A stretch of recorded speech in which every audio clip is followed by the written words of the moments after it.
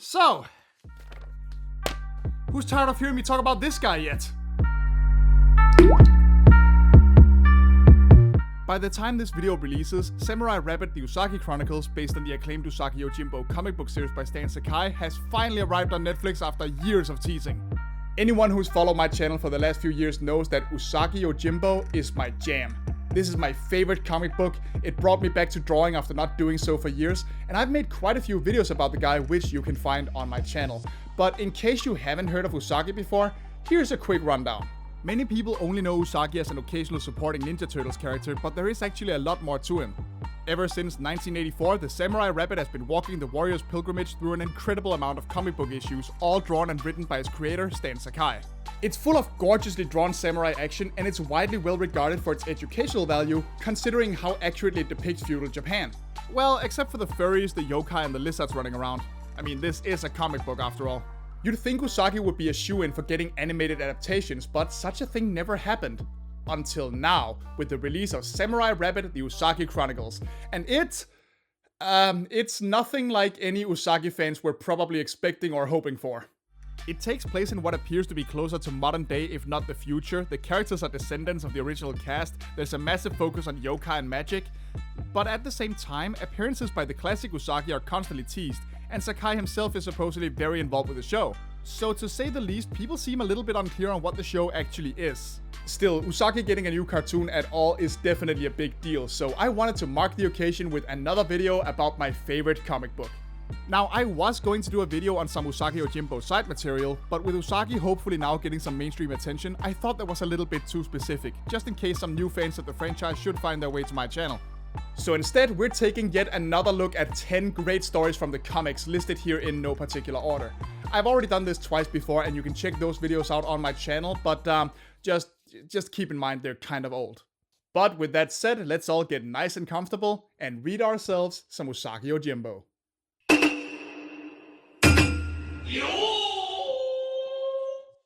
Usagi has gone through a lot of publishers.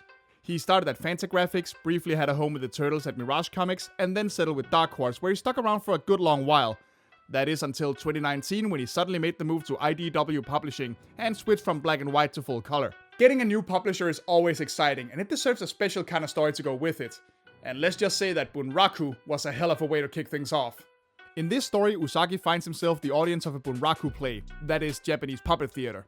But before he can skip town, he has a run-in with none other than Sasuke the Demon Queller, and immediately gets suspicious. Because, oh boy, let me tell ya, seeing this guy means trouble.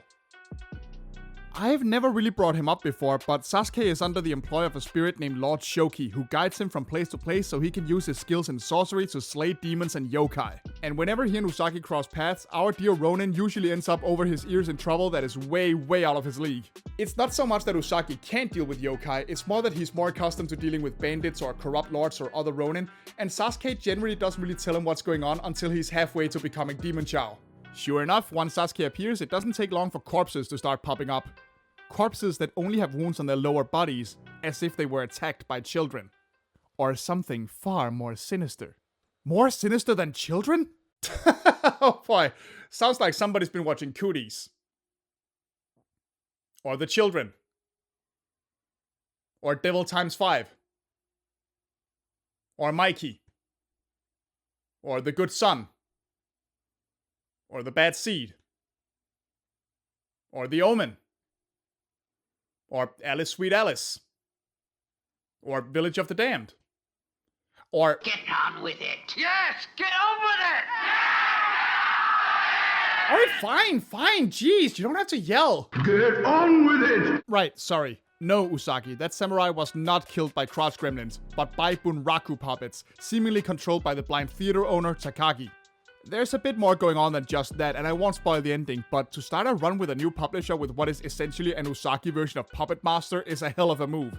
And seeing a spooky story like this play out in the new color style was an absolute treat, even if I still do personally prefer the black and white look. Oh well.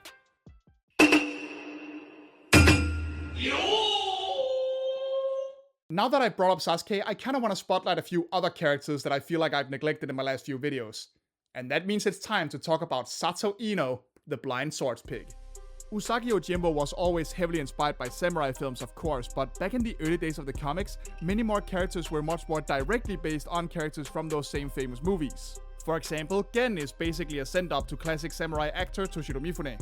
There's also the Lone Goat and Kid, who are clearly supposed to be an homage to the popular Lone Wolf and Cub franchise. Sato Ino is inspired by Sato Ichi the Blind Swordsman, a franchise with a staggering 29 movies to its name. Like Satoichi, Ino is a blind masseur who just wants to be left alone, but keeps getting into trouble and building up more of a reputation whenever he defends himself from those trying to make a name for themselves by taking him down. Having lost his nose in battle and replaced it with a wooden one, Sato Ino saw the world through his sense of smell, and was easily one of the most skilled fighters in the whole series. He had several run-ins with Usagi and crew, but always ended up at odds with them due to misunderstandings. This all came to a head in the Dragon Bellow conspiracy storyline that I've talked about before, where Gen covered up his escape by telling everyone that Ino died in a violent gunpowder explosion. But then, a few years later, we got a little story simply titled The Last Ino Story. Usagi and Gen find themselves seeking shelter from the rain following a fight with bandits, only to be met with a woman named Fujiko wildly attacking them. Once she's calmed down, she reveals herself to be caring for her husband, who turns out to be a heavily wounded Sato Ino. I mean, that reveal might have worked better if it wasn't right there in the title and if we hadn't already met this woman at the end of the Dragon Bellow conspiracy, but, you know, still. After their last encounter, Ino had actually finally found a peaceful life with Fujiko in a small village. Right until they were attacked by bandits on their way to sell their goods and Ino was hit with an arrow. Now Gen and Usagi do their damnedest to make sure he gets to live through the night. All while an owl, which is a Japanese omen of death, watches over the hut. Ino thankfully survives and gets to continue living with his wife and as of yet unborn child. All thanks to the people that he thought for so long were his worst enemies. Ino hasn't been seen in the comics since and presumably still lives a quiet life with his wife and child, and as much as I would love to see him again, I really hope he gets to stay there. This is something as rare to Usagi Yojimbo as an unambiguous happy ending, and it really couldn't have gone to anyone who needed one more.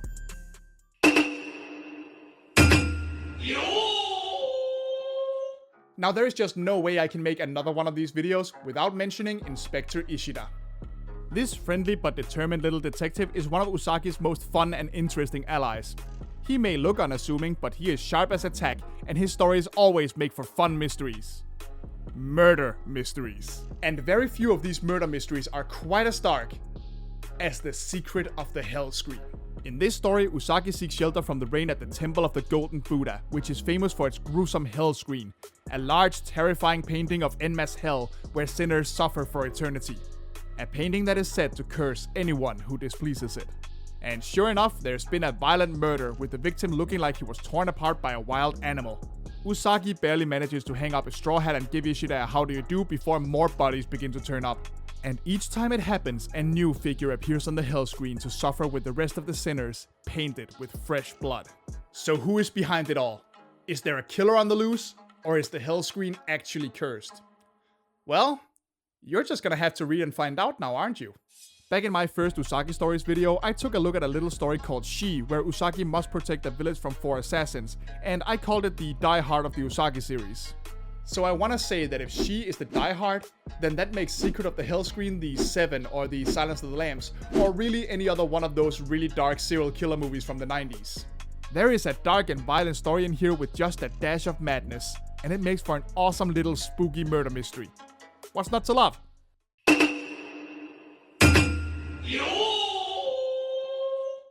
In The Hero, Usagi meets Lady Mura, a talented author descended from a former court poet who is about to have a new novel published. Mura's family has gone out of favor, and so has that of her samurai husband Seiso, resulting in an arranged marriage between the two. One that the husband deeply resents because it was his status that was elevated by marrying her, and not the other way around. How dare a woman get recognized for her talents? Yeah, welcome to feudal Japan.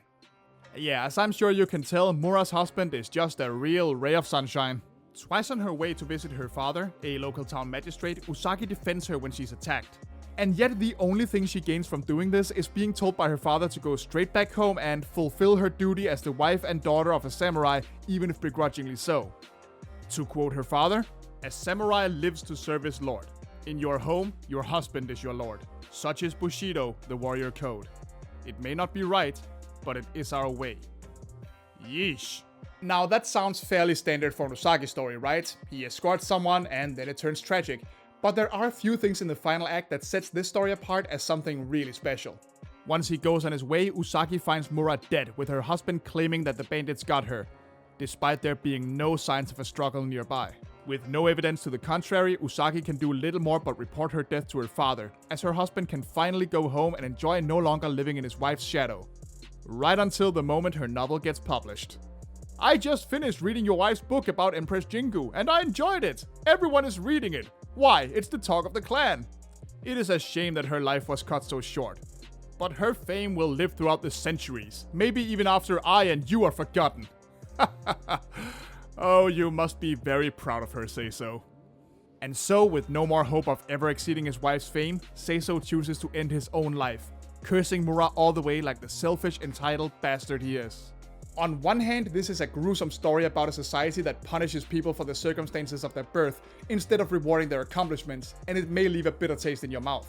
On the other, it's a tale of the fleeting nature of status and tradition, and how they both crumble when faced with the immortality of talent.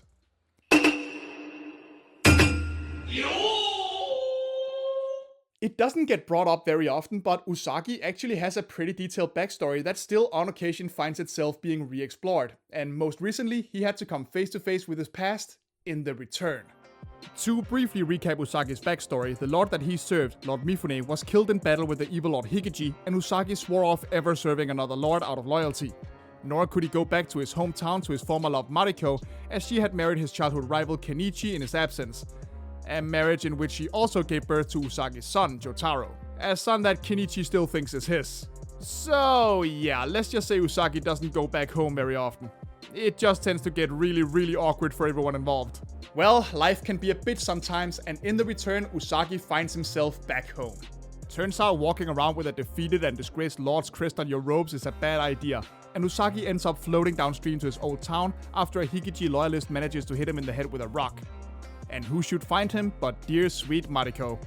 It's a complicated reunion, of course, and both Mariko and Kenichi basically tell Usagi to get the hell out of town once he's feeling better, with only his old childhood caretaker Yayoi being completely overjoyed to see him back.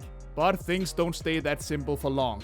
The town soon comes under siege by former Mifune loyalists posing as Hikiji followers, who plan to kill one of the shogun's emissaries when he's scheduled to travel through the village in order to destroy Hikiji's political standing. And they want Usagi to join them. The problem is that while this will definitely hurt Hikiji, the people of the village will be held accountable for the murder and will be executed for it. So, Usagi has a choice to make. Loyalty to his lord, even in death, or loyalty to the estranged loved ones from his past. And all of what I just told you is just the setup. Over the course of 4 issues, there's plenty of action, intrigue, and begrudging teamwork, as Usagi's priorities are tested to their absolute breaking point. So no, I'm not going to go into any detail about what happens in this one. It's full of exciting twists and turns, and even some downright shocking moments that had me doing a double take as I was reading. So even if you haven't read Usagi in a while, at least do yourself a favor and read this story.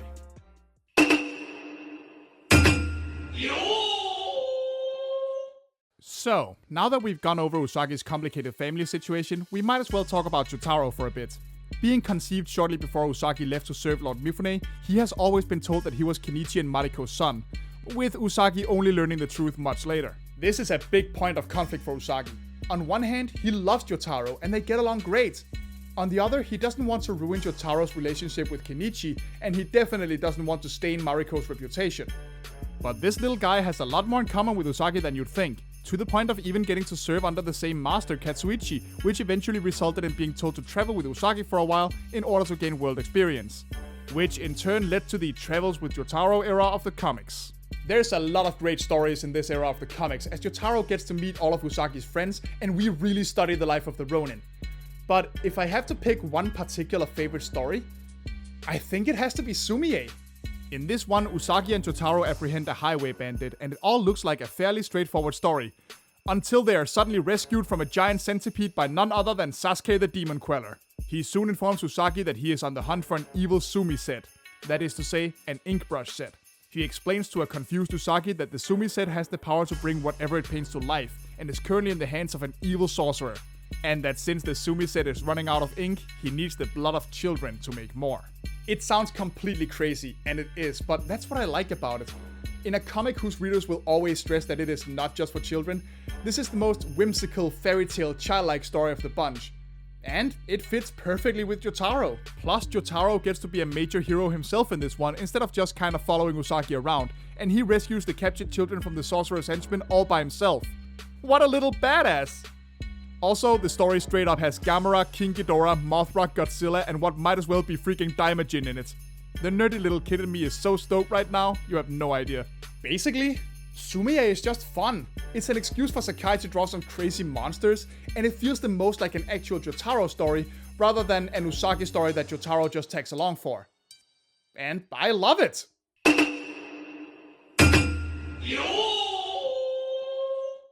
Now, Jotaro is hardly the only time Usagi has had a traveling companion.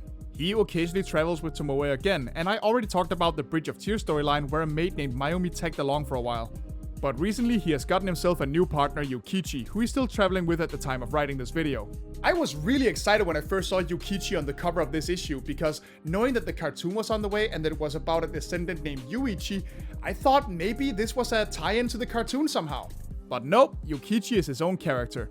He's essentially a younger, less experienced and more sheltered version of Usagi, who also turns out to be his cousin. Now, I could have included the story where these two meet, and it is a good one, but I wanted something bigger with more intrigue and a little more going on, and... Okay, you know what? You caught me. This next one is a Kitsune story.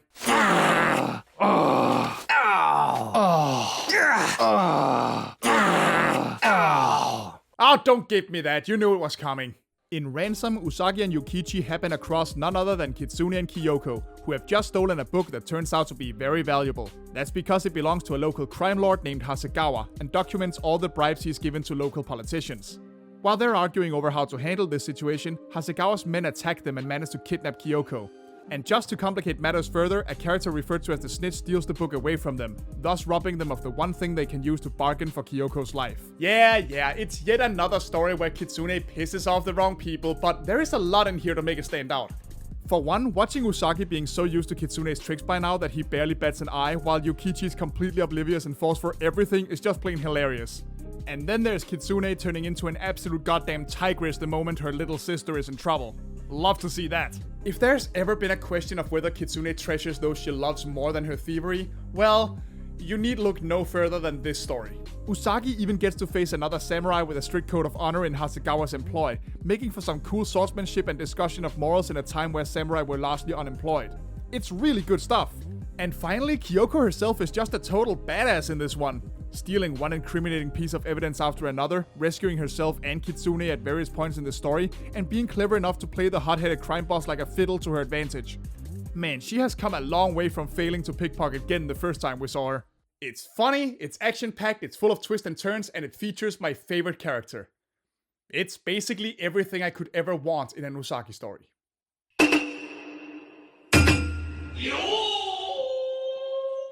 Even a traveler needs to make money to pay for food and a roof over their head, and Usagi will take odd jobs like bodyguarding, bounty hunting, or even partaking in duels in order to make ends meet. But there is one duel that sticks out among the rest. In the duel, Usagi makes a few coins off of dueling with bokken, wooden swords, and catches the attention of his shifty bookmaker and his partner, a samurai named Shubo. These two have created a system of going from town to town, setting up duels with the local favorite swordsman, and then making off with the money when Shubo inevitably wins. And not surprisingly, after Usagi impresses the townfolk with a duel of his own, Shubo and the bookmaker see a golden opportunity. With Usagi being everyone's favorite right now, they plan to pressure him into a duel, all to make some fat stacks of cash. But before I tell you more about this story, let me ask one question. Is it truly one of my Usagi videos unless things get way too real at least once? You see, Shubo is not just an opportunistic swindler like his partner. He has something else in mind. He's trying to gather enough money to provide for his wife and child and retire, ensuring that they could live well for the rest of their days. Because as he puts it, money is money whether it comes from a lord or a gambler. When Shubo's wife begs for him to just count his winnings and withdraw, Shubo instead makes his last ultimate gamble, confident that they will be able to live like kings after this one last duel. Because after all, people bet much more handsomely on a duel to the death than one fought with wooden swords, right? And let's just say that the very last page of this story speaks for itself.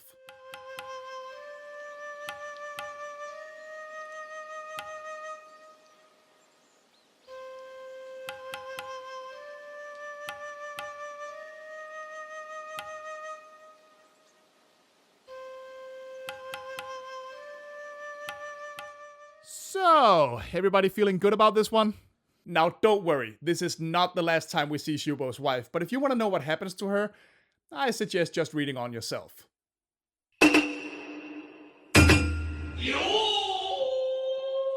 You know, for a comic book that takes place in a setting that has some really sexist ideas about women's place in society, Usagi Yojimbo is full of badass ladies.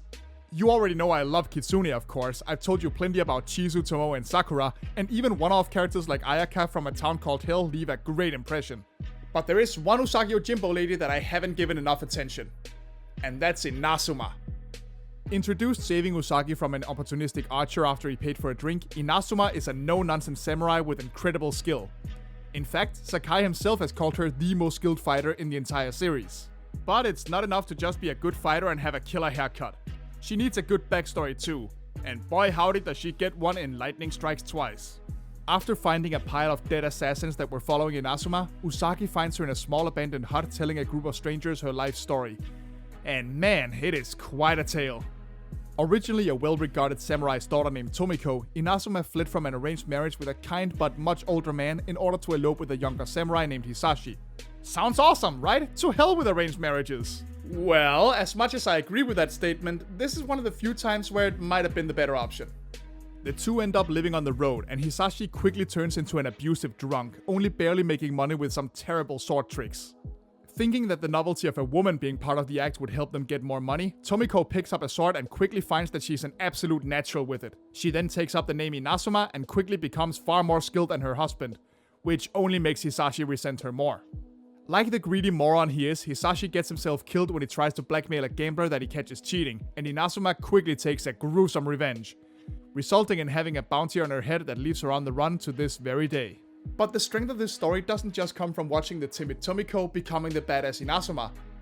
It comes from asking yourself why she bothered avenging Hisashi in the first place. After all, she was wrong about him. He was an abusive bastard, and being with him most likely robbed her of a much safer life. Was it loyalty? Did she just refuse to admit that she was wrong? Or did she still love him in spite of everything? We never get a real answer to this. In either case, it only takes a page or two for this story to truly captivate its audience. Let's just hope you're not quite as captivated by it as those guys in that cabin.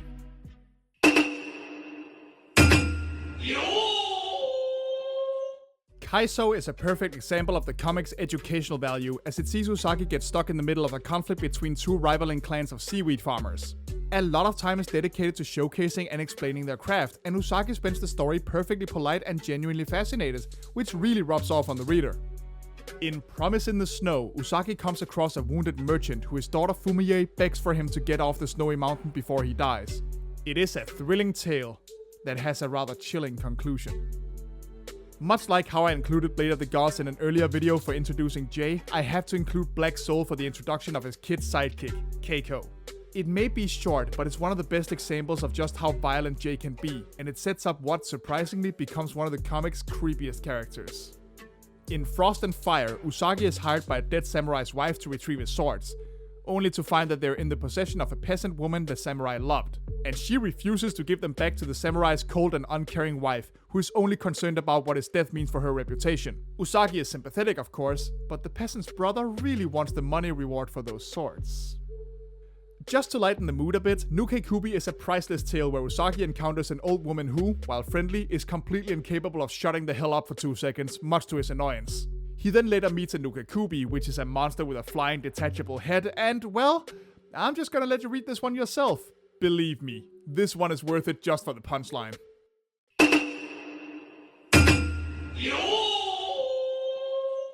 Ever since Usagi's humble beginnings in Albedo Anthropomorphics number 2, the Samurai Rabbit has appeared in a staggering amount of comic book issues. At the time of writing this video, he's sitting pretty at over 250 issues, all written and drawn by Stan Sakai himself. And that's not even counting miniseries, spin-offs, crossovers, or graphic novels. Take it from someone who's made a stupid amount of YouTube videos that nobody watches. Creative types love to celebrate their milestones. And that's exactly what Stan Sakai does in a little story called 200 Jizo.